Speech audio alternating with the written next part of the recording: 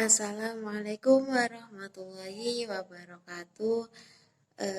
Bertemu lagi di hari ini dengan saya, Ibu Siti Lia Ainunaja. Di sini eh, sebelum kita mulai pembelajaran, kita akan memulai dengan berdoa terlebih dahulu. Berdoa mulai.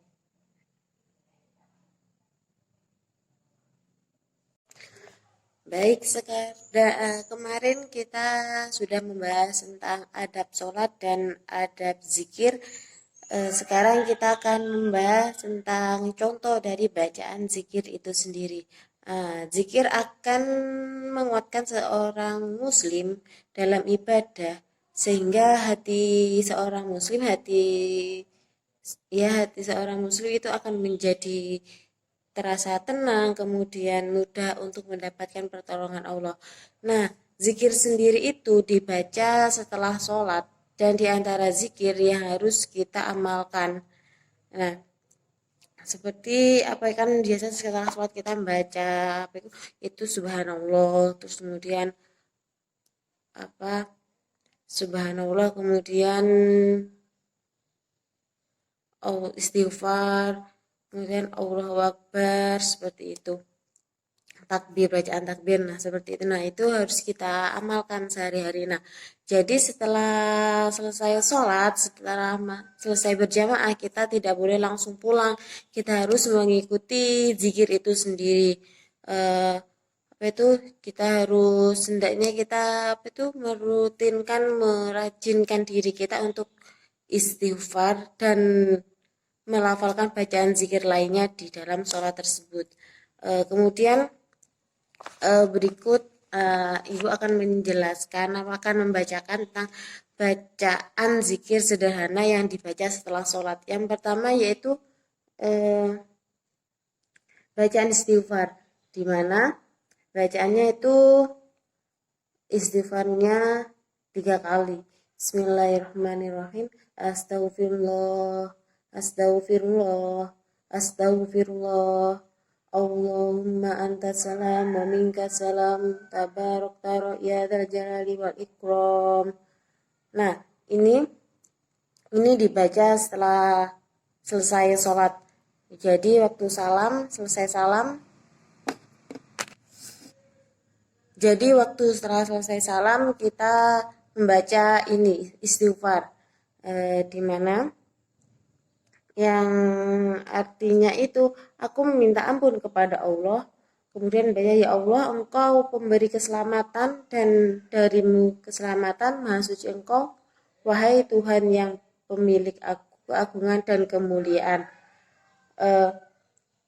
Kemudian yang kedua yaitu membaca tahlil, di mana lafalnya itu la ilaha illallah wahdahu la syarikalah lahul mulku wa lahul hamdu yuhyi lahul mulku wa lahul hamdu wa huwa ala kulli syai'in qadir. Allahumma la mani'a lima a'taika. Kemudian bacaan yang kedua itu bacaan tahlil, setelah istighfar kemudian membaca tahlil. Lafalnya itu seperti ini akan Ibu bacakan. La ilaha illallah wahdahu la syarikalah lahul mulku wa lahul hamdu wa huwa ala kulli syai'in qadir. Allahumma la mani'a lima a'tait wa la mu'tiya lima mana' wala yanfa'u dzal jaddi minkal jadd.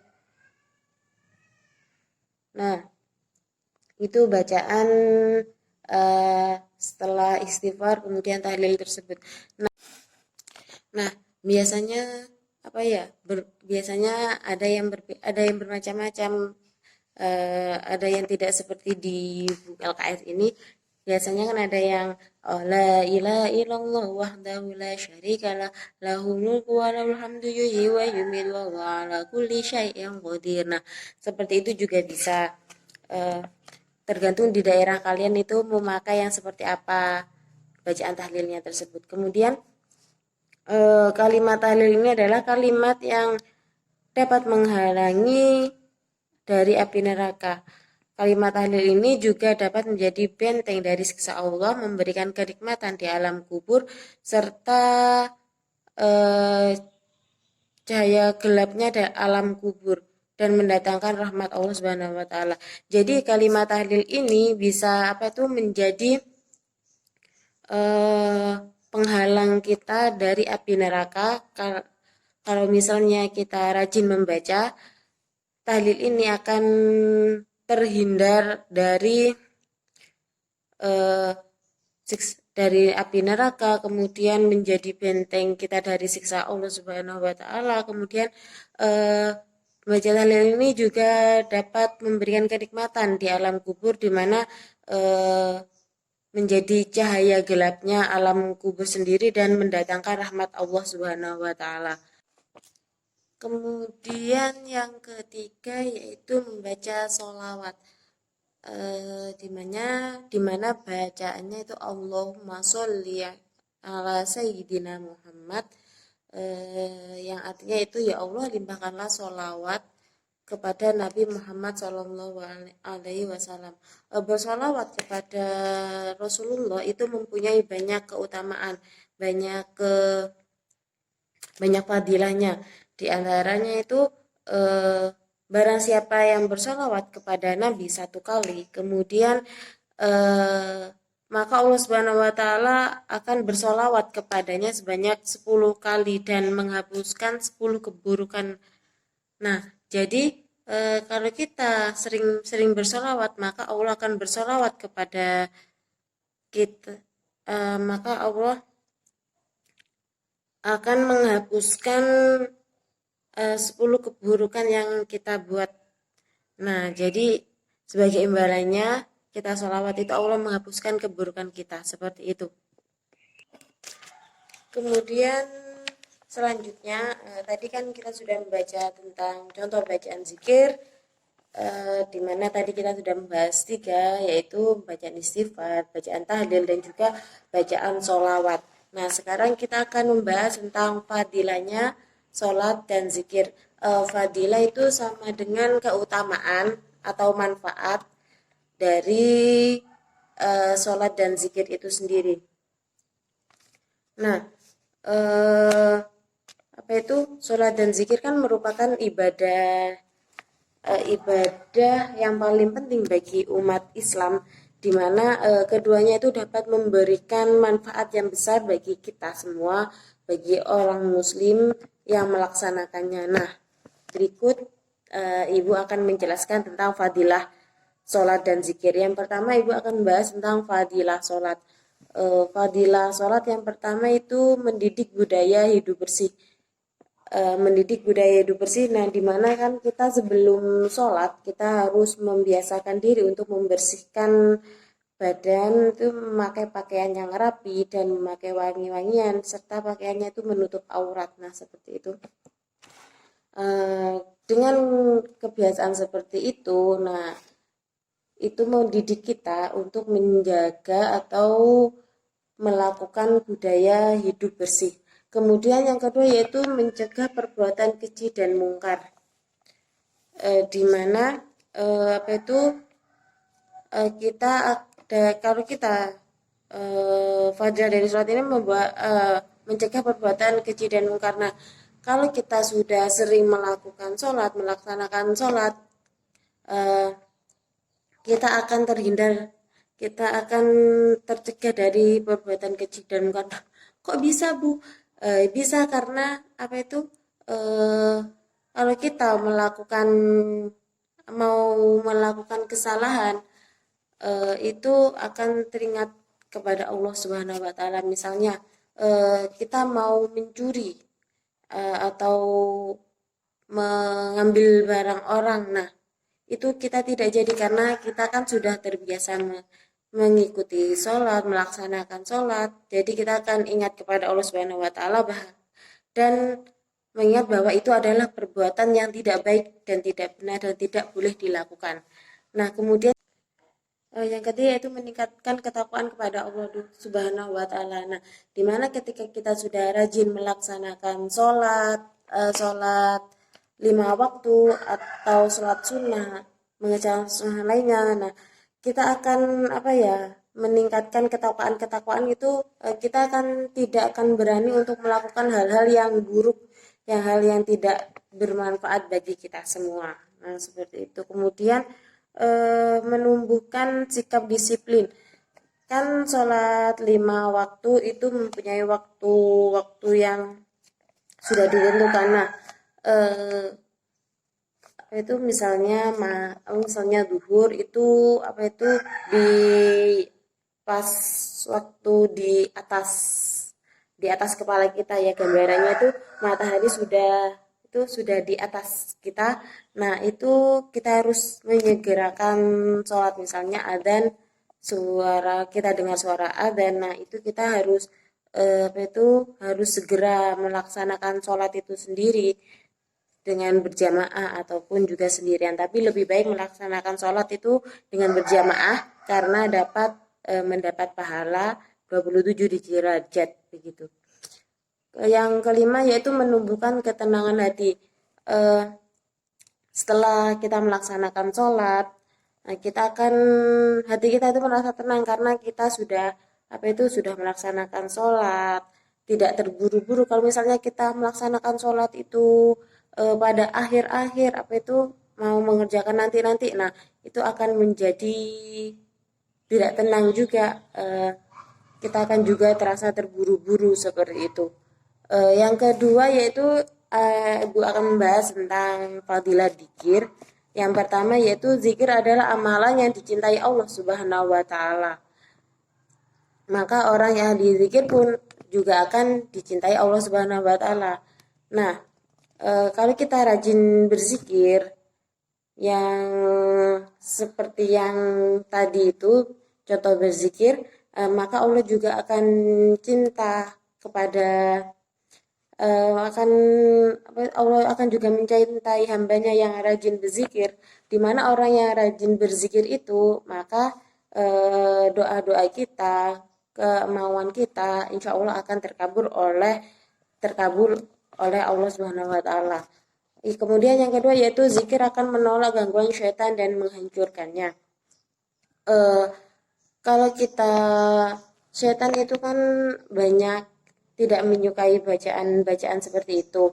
Maka kita akan terhindar dari gangguan syaitan itu sendiri, gangguan-gangguan yang membuat kita merasa seperti kita tidak tenang, perasaan kita tidak tenang. Nah, itu akan hilang kalau kita rajin untuk berzikir. Kemudian, zikir dapat membuat hati tenang dan menghilangkan duka cita di hati.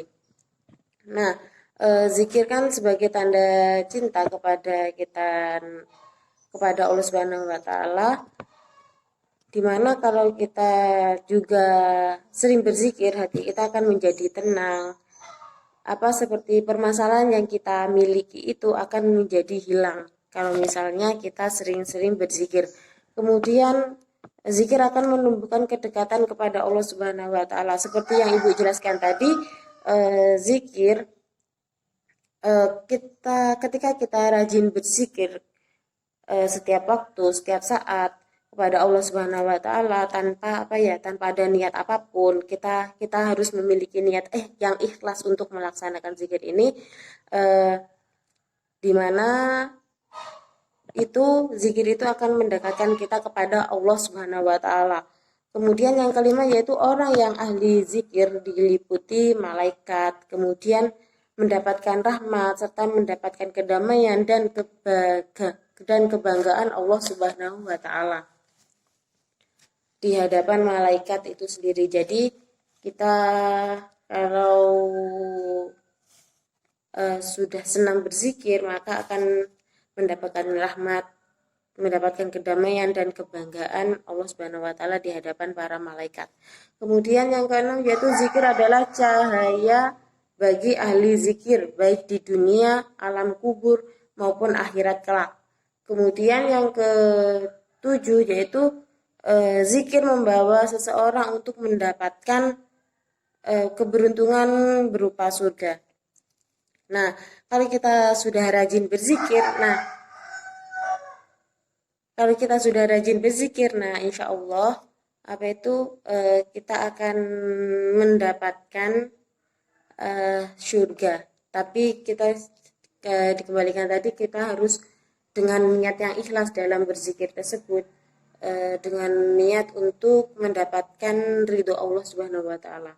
Kemudian ahli zikir yang selanjutnya yang ke-8, yaitu ahli zikir akan diumumkan sebagai ahlul karom. Apa itu ahlul karom? Yaitu orang yang terhormat oleh Allah Subhanahu wa taala di hari kiamat. Kemudian yang ke-9, yaitu zikir akan meninggikan derajat seseorang. Yang ke-10, orang yang selalu berzikir dengan rutin, ia akan memperoleh keutamaan di hari kiamat dengan mengalahkan yang lainnya. Kemudian yang ke-11, yaitu orang yang selalu berzikir akan mendapatkan ampunan dan pahala besar dari Allah Subhanahu wa taala. Sekian itu tadi penjelasan sekian dari Ibu. Itu tadi penjelasan tentang apa itu contoh bacaan zikir dan fadilah-fadilah dalam zikir dan sholat. Di mana contoh zikir tadi itu ada 3, membaca istighfar, kemudian membaca tahlil, dan yang terakhir yaitu membaca sholawat. Dan kemudian fadilah-fadilah sholat itu sendiri dan fadilah zikir itu sendiri, ada 5 untuk fadilah sholat dan ada 11 untuk fadilah zikir. Dimohon untuk siswa membaca LKS-nya. Sekian materi dari Ibu. Mohon maaf apabila Ibu mempunyai kesalahan dalam memberikan materi. Ibu akhiri pembelajaran hari ini dengan bacaan Alhamdulillah. Dan Ibu akhiri dengan salam. Wassalamualaikum warahmatullahi wabarakatuh.